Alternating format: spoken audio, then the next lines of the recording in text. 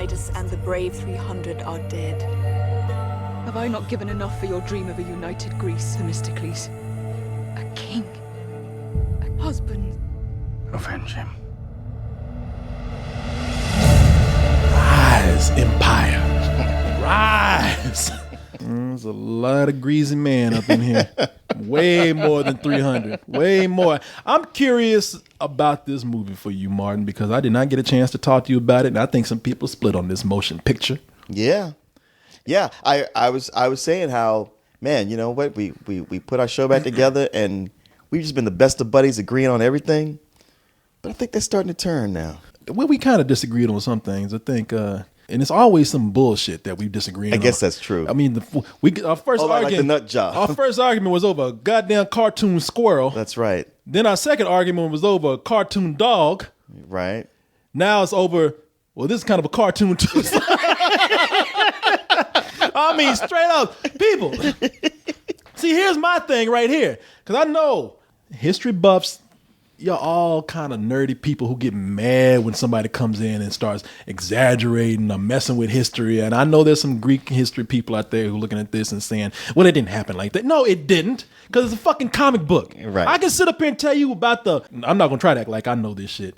I just know that this is about the second invasion of Persia of the Greeks. Yeah. And I can tell you I'm looking at the battles right. I can tell you about the battle of Artemisium and the battle of Thermopylae, or what is it? Thermopylae. Okay, well, see, you can get it. You can correct me all you want to. I don't give a fuck, because this is a fantasy. Yeah, it's a fantasy. Yeah, it totally is. It's a fantasy that plays around history, and it is one of those things where you go like, look, if you're looking for the movies to give you a history lesson, you ain't never gonna get it right. Exactly. This is some Abraham Lincoln vampire hunter shit. Right. It is just short of that. It is hopefully your gateway drug into learning. Right. Yeah, exactly. Hopefully somebody would tell you this is bullshit, and you'll try to go and figure out what the real story is until you realize, wow, history is kind of boring, and then you go back to this. But this is what this is. This has been described as somebody who just loved this so much that they just made this grand, fantastical retelling of Greek history. And truly, this is a fantasy. It's if you combined Clash with the Titans, combined with Spartacus. Oh, yeah, sure. Yeah. Clash of Titans with Spartacus, with Big Fredia and the Village People. Then there's your formula for these 300 movies. But I'm not going to even try to be sneaky about this. I'm not going to try to leave people in suspense. I enjoyed this. Now, you can call me gay all you want to. You can say... Well, by saying you enjoyed this, I think that pretty much covers the whole gay I don't angle. care. I don't care. I'm the biggest cocksucker in the world then. Write that down and make fun of me on Facebook and fuck with me on Twitter and in the comment section right here. I don't give a damn. I enjoyed this. And let me tell you the reason why I can forgive this movie for a lot of things. Okay, elucidate me. Now, like, what does that mean? Which character was that in the movie? Now, as I said, this is taking place during the second invasion of Persia of the Greeks. This is not so much a sequel. No. This is they did something different. It's not a sequel. It's not a prequel. It's what happened at the same time, just on a different part. You have what happened right before, in the middle of it, and a little of what happened afterwards. It's the Guildenstern and Rosencrantz are dead. Now, you got to stop all this literary shit, all right? Speak on my level, okay? Come on, man. You ain't got to impress nobody. Now, leading for the Athenians, people of Athens. Yeah, the Greeks. Yeah, well, the reason why I make a distinction here is because... that's right, because you have the Spartans, the Athenians. Yeah, it's the Athenian side of it before they even went to the Spartans and tried to get the Spartans help. Of course, the Spartans are out there getting their ass kicked, but... Yeah, because you go to Spartan training camp, they beating the shit out of each other. Yeah, they too busy kicking the shit out of each other, you know? Yeah. Just to show you what badasses they are. Our lead character, played by Sullivan Stapleton, Australian actor, is them icicles. What is his name? Themistocles? Themistocles? Let's just go with that. Yeah, okay. I think that's a popsicle too. Themistocles, he's leading the Athenians, and he needs the Spartans' help. And the Spartans are kind of reluctant to do so because they've already suffered a great loss to Xerxes in the battle that we saw in 300. Right. And I'm going to tell you this much. This was supposed to be a movie about the origin of Xerxes. Yeah. And I don't know what happened. I forgot where they changed it, but they sum up his origin story before we actually went with this story here. They summed up his origin story in about 5 minutes, and I would say that is the dumbest part of the movie because Xerxes. Really, you would? Let me tell you what. Before we get to the cool stuff, let me tell you about the dumbest thing in the movie because Xerxes. For anybody who remembers Xerxes from the first movie, Xerxes played by Rodrigo Santoro. Yeah, how does that say that again? Rodrigo Santoro. You can put your hand up in there when you do that. Yeah, that flamenco guitar. I work with a woman from Brazil, and she asks me about him all the time. Okay, because Brazilians are very proud of their celebrities. Their peoples. Yes, their peoples. Well, in the first movie, you probably saw this big old tall dude with a lot of gold on. Looked like Dennis Rodman. Yeah. On a Saturday night. He probably said, "What the fuck is up with this guy?" Yeah. Let me tell you something. He's a giant. It's about as silly as you believe it is. Yeah, because he starts out as just a regular guy with eyeshadow, eyeliner. And his father gets killed. And what's her name? Eva Green, playing like an ancient Greek version of her character from Dark Shadows, tells him, like, no, you need to get revenge. You need to go out in the desert and let them hook you up. Yeah. Xerxes, before he became Dennis Rodman, Xerxes, he had a beard. He was normal height. Yeah. He's a good looking, gruff, real macho looking guy. Real tough looking guy. But he went to the desert because Eva Green told him to do that. He's wandered around in grief, went to a cave full of hermits. And they fucked him up. He took what I like to call a gay bath. Pretty much. Yeah, it's not even like an insulting thing. It is truly a gay bath. It is a gay bath. He goes into this water. Now, under that water, there must have been a spa and a Beverly Hills strip shopping mall. And more gold spray paint than you could ever imagine. That motherfucker went shopping. he got a manicure, got a makeover. Shaved his head. And came took out. Took his clothes. And he went in manly. He went in that water like, shit. And he came out. Girl. Yeah, it's like he went in as 50 Cent and came out as RuPaul. Yeah. That motherfucker came out looking for his wig for the drag show. Switching and shit. Did you see him? Yeah. Y'all don't know Xerxes. Looking like the housewives of Persia. Came out looking like the tallest, gayest basketball player in the world. That is the dumbest part of this movie right there for me. And even I can kind of accept that because that part is told in voiceover. So it could be like they were just telling the story and it's exaggerated because of that time. Well, in as much as everything is exaggerated. Exactly. Maybe they just wanted to add to the allure of the god king because that's how Xerxes thinks of himself. Not as a king, but as a god. Now, a lot of people complained about when Zack Snyder had 300 and all the slow motion and all the gratuitous shots that were there just to show you how great this pose looked. To show you this guy and his abs and everything. And how about this fake blood? Look at how cool that looks in slow motion. Well, Norm Morrow, who directed this, does the same thing. So you get twice as much of it. I would say probably 10 times as much of it. Yeah. As a matter of fact, I mean, honestly, look, if you ain't gonna hide it, I ain't gonna hide it either. I didn't care for this movie. And it was losing me right off the bat because you come in with one of those big speed up slow-mo fight scenes where now Zack Snyder, it's like, hey, wow, I've never seen this. I can't even tell if it's cool or not. It's starting to get kind of stupid and it's bloody.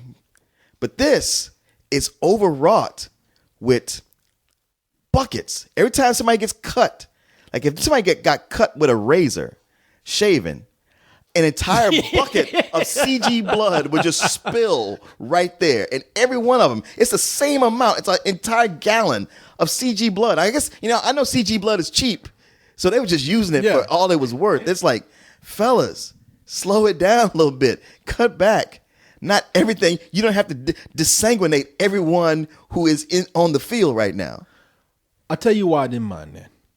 Because I hate when people say this, so I got to be careful how I put this out here so it doesn't sound like a pass or an excuse. This is a comic book movie. And it's not trying to be a comic book movie as far as I'm giving you, we have it there, the exaggerated writing, exaggerated characters.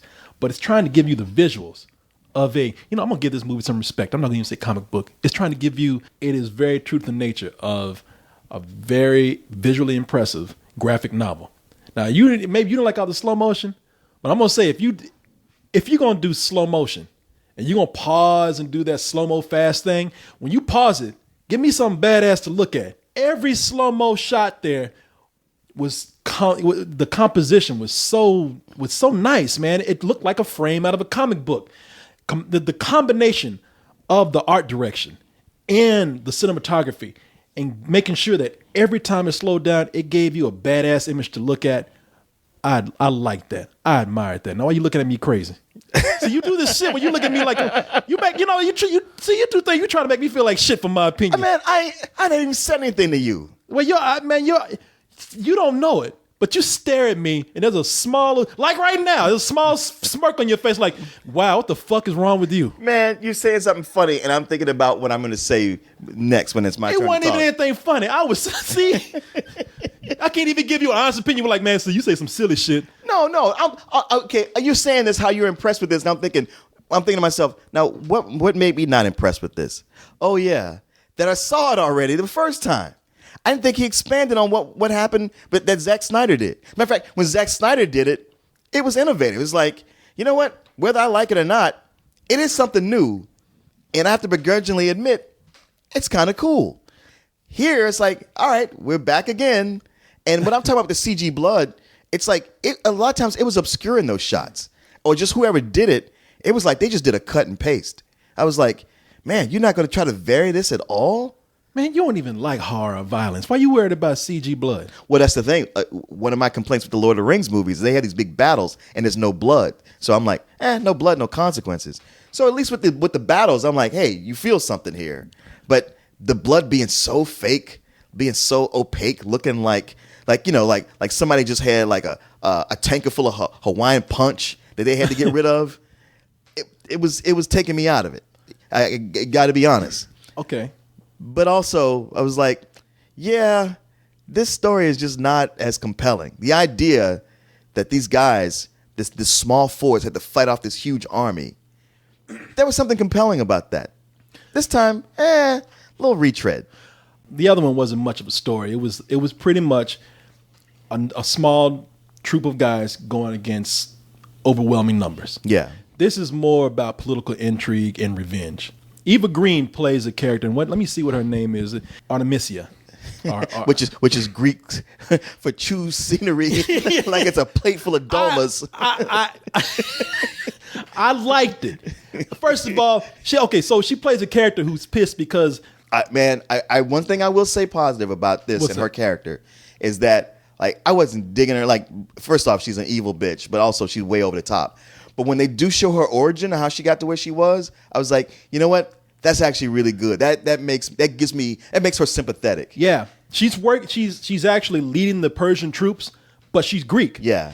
And there was a rogue faction of Greeks that fucked her mind up bad. And so I kind of admired that villain because you feel bad for her because what she saw would make anybody pissed. Right. Yeah, hey, if you give Batman a pass, you got to give her a pass. Yeah, I mean, but she's like, fuck Batman. No. I ain't Batman. I ain't Batgirl. I ain't Bane. I ain't none of them motherfuckers. I'm taking all you out. I like that you had this conflicted villain who just was, you felt bad for it. And when I say conflicted, at least me as an audience member is conflicted because I'm thinking she has every right to feel like she does. Yeah. But I know that the Greeks, they say, hey, we weren't involved in that. Right. But here's the deal. Even with her chewing scenery, she's so angry that it's sexy. Eva Green, I would love to go out with Eva Green just to start a fight with her, just to have some makeup sex with her, because she is so. And I'm not saying this. I'm not doing my little horny shtick here. Her anger exudes sexiness, man. This Themistocles has shown himself to be quite brilliant in battle, which is more than I can say for any of you. Do you gentlemen find my command unreasonable? Is it too much to ask for victory? For though I stand among 10,000, I am alone. I long for a soul who would stand by my side, who I could trust.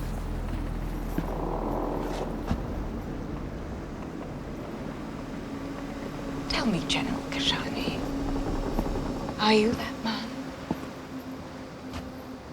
You will taste your victory by the day's end. I will make certain of it. I hope so. I mean, I academically can recognize that. I don't know what it is about her that just does not turn me on. She would be that chick that I would have an argument with her every day just because it's so hot to see her mad. And their angry sex scene was actually one of the better scenes in the movie. Now, see, that's why I want to kind of, right? It seemed like when it was the point we can meet halfway.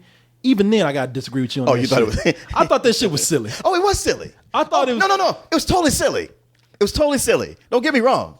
It's just that so much of this movie is silly when it thinks it's not being silly.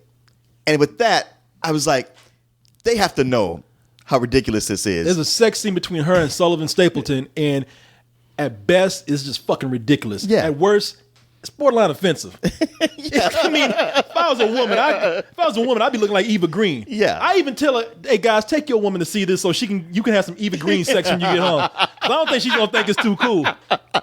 Yeah, it is like, oh wow, she's so tough, but she melts because she needs a dick. Yeah, it really is kind of offensive. Oh yeah. Oh no. It totally is. It totally is. It's just one of those things where I was like, all right, somebody, whoever put this in here knows what they're working with. Everybody else working on this movie seems to think this is like they're just short of masterpiece theater. Yeah, that's what the movie does. But I don't mind it. They get these. It goes between giving a speech and kicking each other's ass. That's all. That's all they do. But I mean, the ideas behind the strategies in this movie I thought were better than what they did in 300. The ideas of how to go against the odds here, I thought that the military strategy was creative in this. Really? Wow. And man, you and I just not gonna come together on this, are we? That's all right, man. See, if you didn't like 300, nothing's gonna make you like this. Yeah. I like 300. And I thought I kind of like this a little bit better than 300. There's so much happening on screen when these ships are colliding with each other. The battles that they're having on the field, the battles on water. I thought that there was a chance for them to just have so much going on that it would become just a visual mess on the screen. But with so much happening, I thought they made it clear and I thought they made it look cool. That's a good point you bring up. And granted, like I said, it's stupid. Don't get me wrong, because I'm coming at this from the most shallow area of enjoying this movie. There's a point where, what's his name, them icicles or whatever, he's on a ship. He's on a ship and he has to hurry up and get to somewhere. He finds a horse out of nowhere on that ship. Honestly, it was that moment I threw my hands up when he was riding a horse on one ship, jumped in the water with the horse and started riding on riding across another ship. I'm like, is this a seahorse? Yeah. I'm like, because man, any horse would tell you, shit. Not that horse. He found the Jesus horse, because that horse walked on water, was flame retarded, right? took about 50 arrows to the body and didn't falter, man. Yeah. You try getting a horse to jump over fire. and look, the movie takes its pride. Tell me what hospital to find you in. And they didn't even give a shit. That horse jumped through a wall of fire. Yeah. And I thought that horse was gonna come out roasted. Looking right. I thought my man was gonna look like he's riding a turkey when he came through there. But no, the horse came through. That's what I'm saying. You had to. I understand, Martin. Now I can sit up here and judge you too, like you judge me, but I'm not gonna do it. Because I can tell you, I understand you. It's ridiculous. It's silly. And if you walk in there wanting story, if you walk in there wanting something historically accurate, you're not going to get it. You have to walk in there if you're looking for just a really cool comic book brought to life, this is one of the things I think that gets closest to that. There was even one scene where they thought that slow-mo shit was so badass. They slowed it down on a horse. Yeah. You remember the scene when they slowed down and that horse looked at the camera and said, "Watch this shit," and just crushed this guy's head. Do you remember that shit? Yeah, I remember that. Yeah, and to show you how much they don't give a shit about history, there's creatures in there. There's right. I mean, it's. I was totally expecting a Pegasus at some point, and it wouldn't have made a difference had it showed up, would it? Right. I understand you, brother. I know. Well, man, I think maybe you don't quite understand me. You mostly do, but not quite. Because what you say that, hey, if you don't like 300, you're not gonna like this, and I think you're right. However, as I watched this, it made me think back to 300. It made me appreciate 300 in ways that I didn't before. But one of the biggest things is that 300, it launched Gerard Butler. It made him a star. But more than that, I mean, Gerard Butler, it didn't so much make him a star as that it showed what charisma and what star power he had. Like, you saw that movie and it's like, man, whether I like this movie or not, that guy's awesome. Yeah. And this time with the lead actor, I didn't feel that way. In this movie, how much they just kept cutting to old scenes of Gerard Butler, and they just kept wanting to remind you. So stock Gerard Butler stock footage. I think they had some scenes from that soccer movie he made just to keep him in your mind. They shoehorn Lena Headey in here. Yeah, they do. Just to remember 3? It's connected. Don't forget that. She ain't got shit to do. No. I think Gerard Butler, because Gerard Butler, they want to try to get him back from the movie. He said, I'm not doing that shit. Yeah, I'm beyond that now. He said, I'm beyond that. And he thought, man, do you know how much I have to work out to get those abs? Right? He probably said that eating a hamburger. He's like, I can enjoy this now. Get the fuck out of here. He didn't do this movie because he was going to be a leprechaun in movie 43. So I even think they took some of that leprechaun and put in this movie because he's not in the movie, but I think they CG certain parts, and in other parts they take some footage of the old movie. I bet anything that got left on the cutting room floor. Yeah, they scrambling shit. He said, no, pick that shit up over there. And I think with him not being in the movie, they kind of fucked it all up because I think that they would have done the Xerxes story more had Gerard Butler been here. And I'm going to tell you, as much as I enjoy this, there is no Gerard Butler in here. Yeah. And I watched the scene of Gerard Butler and Xerxes from 300 before I saw this. And that scene was, as far as dialogue and their interaction, it was excellent. And you don't have anything like that here. Nothing. Like I said, the most you get is a stupid ass sex scene. Right. Come on. And even as much as I enjoyed Eva Green, even she's just a typical villain. She is. She does that whole thing. When somebody screws up, she's don't fail me again, all that kind of shit. Her character is only interesting when she's not there and somebody else is telling the story. That's true. I saw this on the IMAX screen, and not even the real IMAX. I saw it on Minimax. Right, Minimax. And the 3D works very well, and it's a movie that's very well suited for the visual. The visuals in this movie are suited for a big screen like the IMAX. If you can see it at IMAX, I would recommend this for a full price. That's how much I enjoyed it. I want to see it again for a full price. I can't really say if you don't see it in 3D or at IMAX, but judging by how you feel, Martin, you at your own. You're on your own at that point. Take your own risk. It's you're right. With the visuals the way they are, it plays well on the IMAX. And there's something about the dichotomy of watching something that's from ancient time that's in this, cutting edge, bleeding edge, high def, where you get to see everything, every little shiny thing. And man, if there's somewhere you can sneak into the IMAX, then I say do that. Because IMAX is expensive. And I don't know if you're getting your money's worth for that. I never got bored. Really? I think that the pacing in this movie and the action is so relentless and moves so well that I'm thinking, who cares? I heard somebody else say that, and there actually were times when I was kind of bored. Okay, see, that's you. Yeah, well, I can only speak for myself. And I feel for you, man. You just don't have as much fun as you used to. You're a little jaded these days. Hey, I like plenty of things. Just not this. Just not this. For me, this is more of a, oh man, if I could, Redbox, hell yeah. Matinee only if I got dragged to it because I'm with a bunch of bros and we getting drunk and hey, let's go see a man's movie. Of course, that means I'm gonna look over and some of them are gonna be making out. Yeah, exactly. I was gonna say, and I know I make a lot of gay jokes when it comes to this, but I'm not kidding. Gay man, go see this. Oh, yeah, they already know. Yeah, okay, don't need to tell you that. Wait, what are you telling them? They know already. They're way smarter than us. I'm just trying to cover up for myself like I don't know. Yeah, gay man, which I know nothing about. Go see this movie. I think y'all like this kind of stuff. I don't have any trivia for you. Oh, you don't? I know you usually do trivia. I mean, I tried to even look up some trivia. This shit is so stupid. I can't. I mean, historically, I could either give you some dry shit about Greek history, or I could try to dig deeper. I mean, this movie is so over the top, ridiculous. The biggest flaw in this is that it's the Greeks, and all of them ain't got no hair nowhere in their body. I know. Just smooth. I mean, we're talking about Greek women. Half of them look like Super Mario. I mean, come on. You can't tell me one guy ain't got one hair popping out his fucking nipple or something. Come on. Well, plus, they always make them have British accents. Yeah. That's another complaint about the movie. They didn't do it as bad as I thought they would do it. Right. But the Persians, they're still the darker skin, and which is Yeah, right. that's But Greeks, then all of them look like white Europeans. Right. Come on, there's a Greek restaurant right down the way. When I come in, the guy like, hey, how you doing? Come on. Cheeseburger. Yeah. He don't even wear a shirt because it looks like he's wearing a fur coat. I do have some questions for you. All right. And I'm going to go easy for you. Like I said, I can't find shit on this.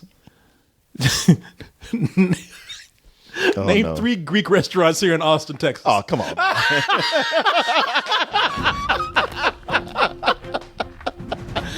You like Greek food? Milto's, Tino's, and Zorba's.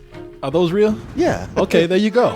Jeez. You got it. All right, now I got one more. Okay. And really, you've been taking pride in dropping some smart shit during this review. Let's test this out. All right. See if you know. See if you know geology. Uh-oh. Not geography. Geology, the study of rocks. Yeah, see if you know your rocks. All right. Give me 2 main bodies of water surrounding Greece. The